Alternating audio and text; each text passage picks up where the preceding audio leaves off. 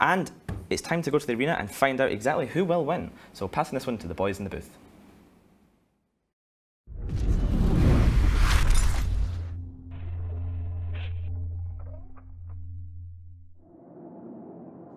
My nerds, it is Epiphany and Elise Randolph once again to bring you this match between Mercenary Coalition and the Initiative. Mercenary Coalition bringing us a Rattlesnake Claymore Scimitar, 2 Gilas, 2 Kitsunes, 2 Caracals, and a Heron. A little surprise there for 2 points. You can tell us about the Initiative team. Alright, the Initiative have brought a Geddon in quite close at about 30 kilometers, and a quad BC core of Navy Harbingers, Navy Brutuxes, a lone normal Harbinger, 2 Deacons, so frigate logi, and 2 Crewers, which is the Blood Raiders frigate that gets a web range bonus. Really good tackle frigates. We saw them a lot last year because they were discounted for only 2 points. Now they're back for 4 points. Usually people like the Daredevils because they're a little bit cheaper and have the 90% web, but the Crewer is a very, very durable ship. We saw the Thermodynamics team, I believe, use it very effectively yesterday. Yeah, I mean, the Heron down at 2 points, typically if you wanted a utility shield frank, in old school Eve, you would kind of go for a Merlin with like mod, shield extend, and then 2 damps. Back in the old damp Merlin days, I'm sure you remember. The Heron does have more mids. I remember there have been a series of solo PvP videos about a guy in a Heron with like he's killing ships that, according to typical logic, you definitely shouldn't be able to kill. Yeah, indeed. A lot of times people use these Herons just for remote links and remote, just remote effects, which we'll probably see the Heron put remote effects on these Kitsunes, and we'll see what the Kitsunes from the Mercenary Coalition team jam out. I guess they're going to try and jam out some of these Navy Harbingers. I'm not sure, though, with the Deacons just looming over them like that. Well, the match begins here. Let's see what the first primaries are. Both sides going up to speed. Styx hopes Caracal betting that movement isn't cool. No, wait, there he goes. There he goes now. We got Jam spreading across from those double Kitsune. Looks like the Kitsune of Nahoj is being primary first. Whoa, through the shield tank, through structure. Whoa, that's a quick pick off. Oh, he catches Rept in the bottom of structure. My goodness. Wow, the Mercenary Coalition Scimitar caught sleeping a little bit at the wheel there. Got to let that Kitsune drop, and he is actually down now, even though he did a hero save for a little bit there. That is a large portion of the jams that are down. It looks like Mercenary Coalition's other Kitsune is barely jamming anything. It's going for these Navy Harbinger and a Navy Brutix and 1 Crewer, leaving the Deacons untouched. Yeah, this looks like Mercenary Coalition's not doing so great. That said, Mercenary Coalition responding with a Crewer Curl now 1 for 1, blood for blood, but that Kitsune probably a little bit more valuable than the Crewer, at least in terms of points, which has actually the Initiative still ahead, 5 points to 4 at the moment. Looks like we've got a Caracal now, now that it is painted and neutered. Also the Scimitar now finally being neutered. That might be the Crewer on top of it actually, which might explain why it's being primaried. Yeah, absolutely. The Armageddon has actually been pinned down really effectively. Uki's Armageddon, one of the longest-standing tournament theory crafters, still playing in the Alliance tournament. It's actually probably the oldest theory crafter around. His Armageddon is currently pinned down by Jen Makana's Claymore. So Claymore, they're using a Mercenary Coalition, are using sort of as a heavy screen tackle. Mercenary Coalition still working on that Crewer while they're losing their second Kitsune. The splitting damage between the Harbinger and the Crewer, forcing the Deacons to make a choice between reps, and obviously you've got to communicate who you're repping and who you're not repping between those 2 Deacons, making it very difficult, but they are keeping them up just barely. The Harbinger just bleeding off little bits of structure there. That second Kitsune down, however, the Initiative are going to able to use more of their DPS. They're under less risk of having one of their Deacons jammed out. The Initiative in a very strong position with that ECM gone. Yeah, I do like, with the ECM gone, the Initiative are probably feeling a little bit happy, but Mercenary Coalition are also in a fantastic position right now. They're applying a lot of their DPS to this Harbinger. If they can get him down without losing any of their Scimitar, like their Scimitar is not tackled at all. Mercenary Coalition Scimitar just has free reign right now. But Mercenary Coalition need to prove that they can break through double Deacon reps. They may be struggling with the Caracals they may be relying on rapid light damage, and possibly to believe in the Gilas as well. You know, they're putting their rapid light damage on the Harbinger, which is when we see it go into structure, but then they go on reload. Oh, it's so close. Does it go? Is it going to go down? Yes, it has at last, but that took so long. There we are now, Kitsune versus Harbinger Kurolos. So I'd say it has, you know, evened back up now. We're going to have to see both teams vying for control, whoever's going to be in driving position for this match. Important to note out, with that Harbinger down, it's not just DPS. This initiative team was fielding all medium armor maintenance spots from their battlecruiser hulls, and it doesn't look like Mercenary Coalition cleaned up any of those drones at all, just letting the rep bots sit there and get their reps off. But now this Harbinger down, that's 5 fewer medium armor maintenance spots the initiative can put on their team. So let's see if that will make any effect whatsoever. As the Mercenary Coalition are losing a Caracol, got caught by the Crewer, and it is dead right through reps. The Scimitar couldn't get anything off because it is nuded by the Armageddon, it looks like. Yeah, it looks like getting that Caracol did cost them the Crewer to dive in and get it. I mean, obviously, if you are webbed and neutered by Crewer, your hardeners aren't going to be on. You're going to get painted and absolutely destroyed, but no Crewers anymore, which, apart from perhaps the Armageddon, there's going to be no tackle or control ability from the initiative damage down. That said, it looks like it doesn't matter, as the Gila is going straight through armor right now with slow drive Aderon.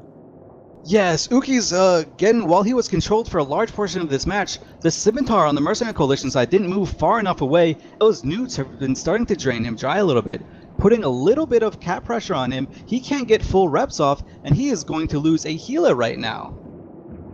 Oh, healer down, initiative pushing further into this match again. It's still so hard to call who's going to win. You just don't know. This is a great tug of war between these two teams. Navy Harbinger of Riza now taking a whole lot of damage. We will soon get to the point where reps can hold, so Ologi will have to die. But Gila here, going down for Mercenary Coalition, fighting for its life. Newts of the Armageddon split between the Scimitar and the Gila. I'm not sure whether that Armageddon is full newt for it, if it's got some, maybe some rapid heavies or something. If you can look at that for me, I unfortunately can't on my computer. But yet, Navy Harbinger going down into low armor, but the Gila is dropping worryingly low. So, oh wait, they're gaining a few hit points as the Scimitar finds a little bit more cap for itself. Yeah, the Scimitar can get off, can get off its reps when it injects, but it can't get anything off otherwise. You see it's starting to afterburn away from Uki's Geddon. This is the smart call. It's actually Mike Warp driving away from Uki's Geddon. Uki's Geddon has been hard tackled this entire time, and yet the Mercenary Coalition has still gotten its newts applied to it. It looks like it's broken enough range right now so the newts aren't doing too much pressure right now. I was really worried for that Gila. It was stabilize. Getting so close to the arena edge, but it managed to curve around and come back in. Now, as you say, the Simi is feeling the brunt of the damage of all of those cruisers, boosting as best it can, but once those cap charges run out, it's going to go down, and that means I think that the initiative are going to have a big advantage because they're really going to struggle to break two deacons as we go through the match. The Scimitar, all the T2 Logi cruisers, they kind of have a point of no return. They have only so much burst tank before they run out, especially on ASB cycles. However, they could just keep powering through reps. They're not reliant on an ancillary repper or on a ASB. They are repping each other. So with that weakness that comes with them, they also have that strength of, as the longer you go through the match, the more powerful they become. Yeah, the initiative are, they're just barely holding Riza's Navy Harbinger right now, with these two deacons putting in a tremendous amount of work. Mercenary Coalition, their Scimitar has moved to a much better position right now. It is still taking damage. It cannot get reps off. It is going to die. Its ASB is on reload, and it is dead. Mercenary Coalition have lost their Scimitar. I think a big mistake by the Scimitar pilot in getting neuted out early on and only moving away right at the very end. Yeah, I mean, I think this is just the kill that really clinches it here for the initiative.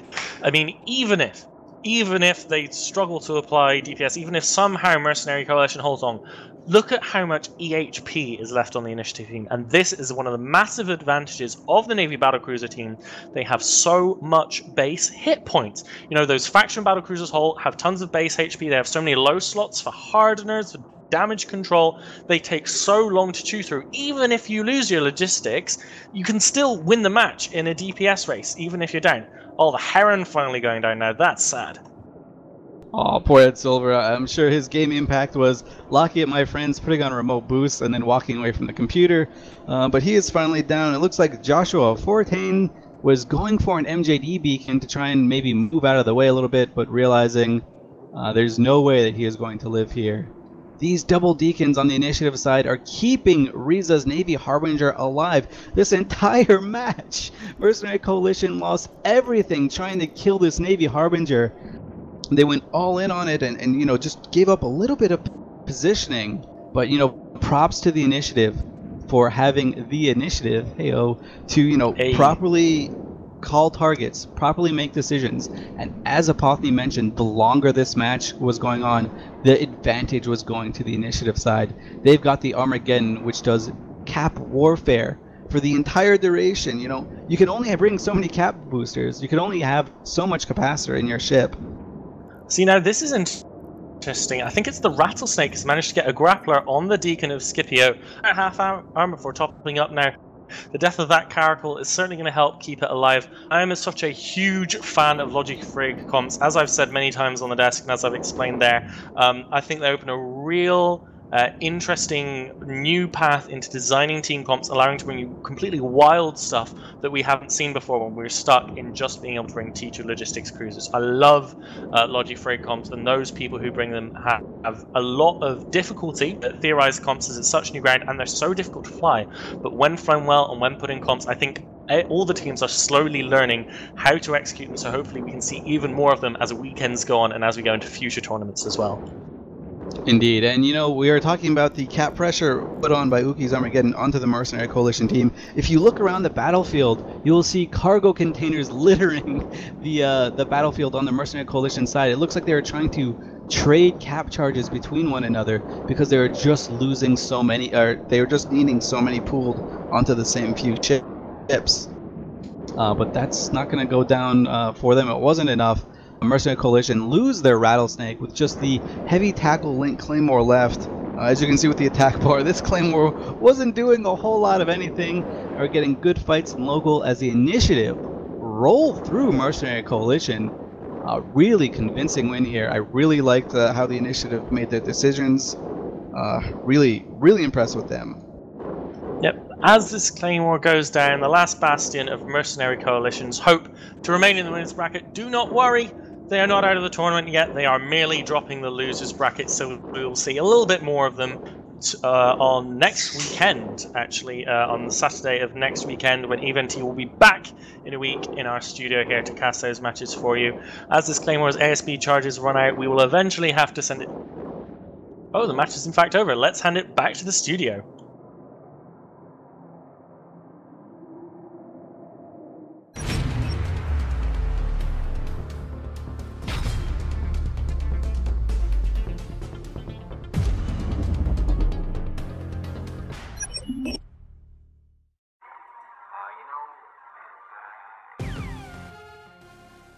We've got the Kings of Lowsec with Project Mayhem.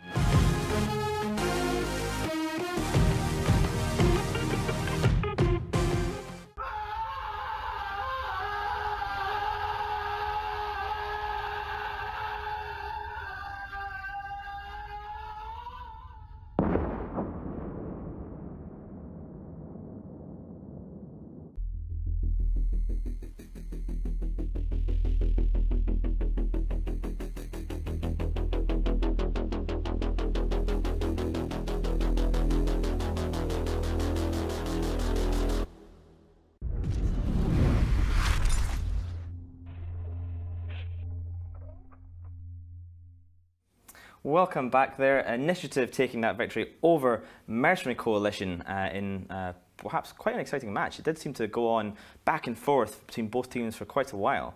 Initiative, of course, taking it at the end there. But I want to talk a little bit about something that we saw happen in that match. One of the initiative ships, I believe, Aguila, flew very close to the boundary. He did turn, he didn't boundary violate.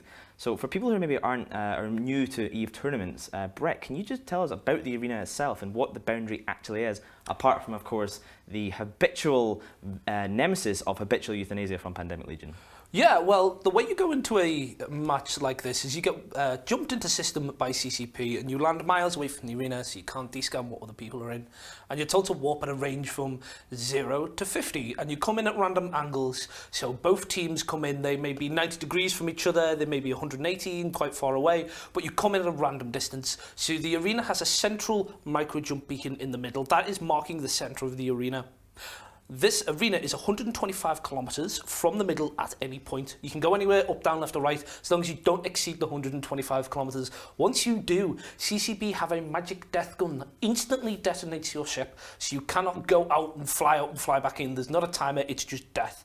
But there is also placed in 8 places in a square around the arena, in the corners, is the micro jump units. They're around somewhere between 80 to 75, somewhere around about there. What they do is, once you activate them, they catapult you 100 kilometers in your targeted direction. So you can activate while flying towards it and then face somewhere. But if you're bumped, you can fly out the arena and be killed. I believe there's a record for the furthest away from an arena a ship has been killed. I believe it's something like 197 kilometers from a ship that got bumped over 100 kilometers away.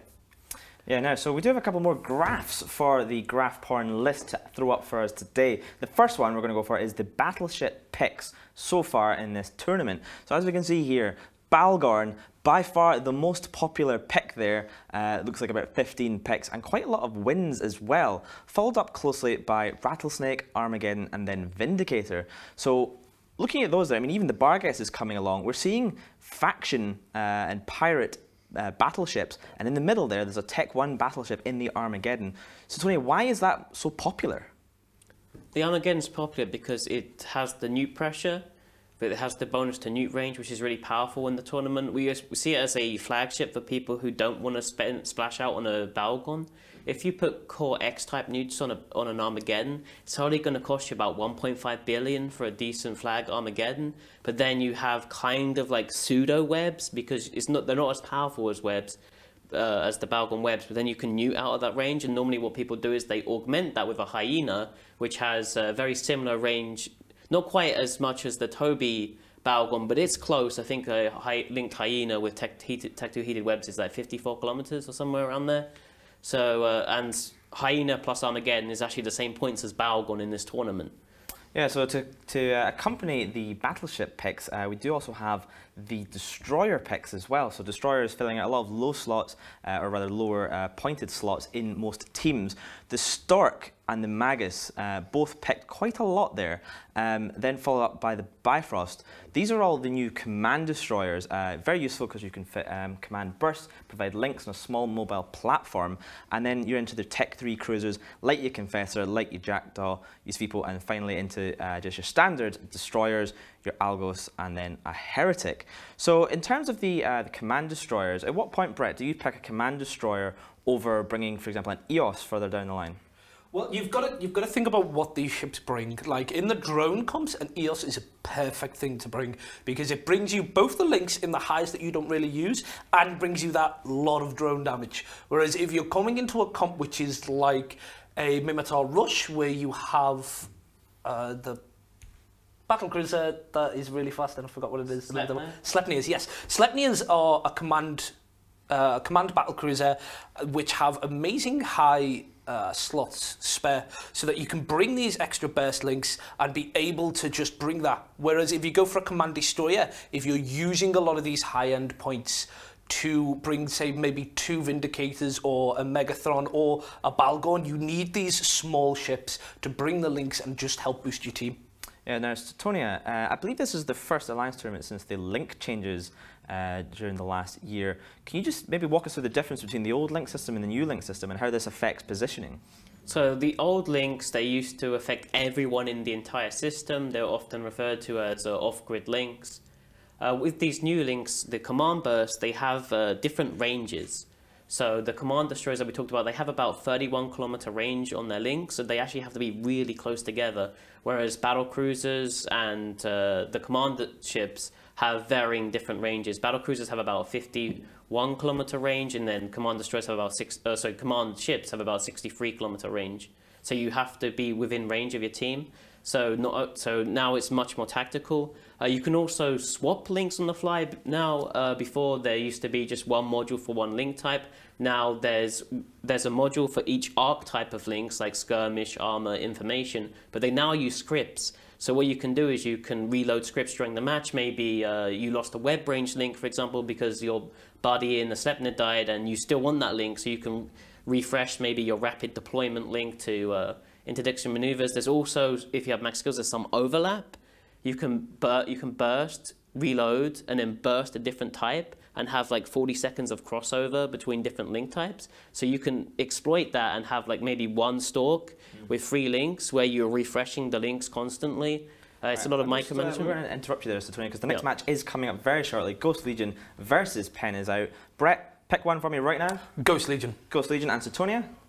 Ghost Legion. I also agree with Ghost Legion. So to the boys in the booth.